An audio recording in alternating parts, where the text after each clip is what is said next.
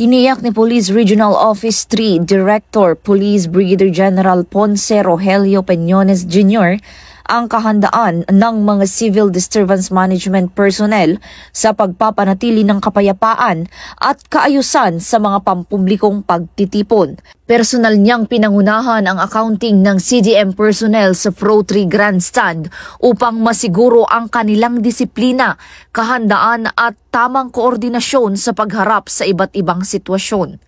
Bilang paalala, hinimok ni Police Brigadier General Peñones Jr.